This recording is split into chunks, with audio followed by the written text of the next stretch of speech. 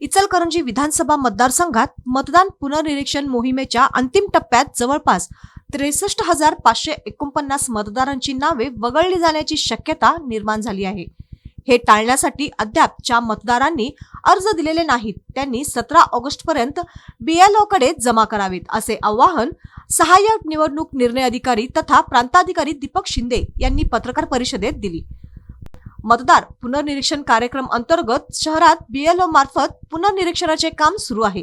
इचलकरंजी विधानसभा मतदारसंघातील एकूण 266 मतदान केंद्रांसाठी 23 पर्यवेक्षक काम करत आहेत।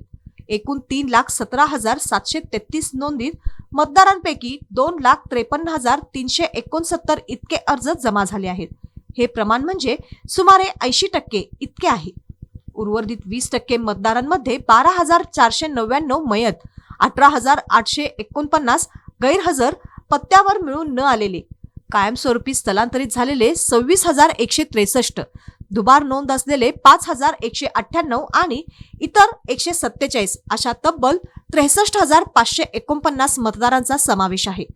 निवडणूक आयोगाच्या निर्देशानुसार 17 ऑगस्ट पर्यंत ही मोहीम सुरू राहणार आहे। त्यामुळे ज्यांनी अद्याप अर्ज सादर केले नाहीत त्यांची नावे यादीतून वगळली जातील। त्यामुळे संबंधितांनी BLOशी संपर्क साधावा असे आवाहनही त्यांनी केले।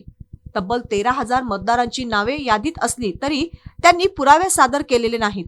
त्यानंतरही मुदतीत पुरावे सादर करावेत, अन्यथा त्यांची ही नावे वगळण्यात येणार आहेत। 24 ऑगस्ट रोजी प्राथमिक मतदार यादी प्रसिद्ध करण्यात येणार आहे।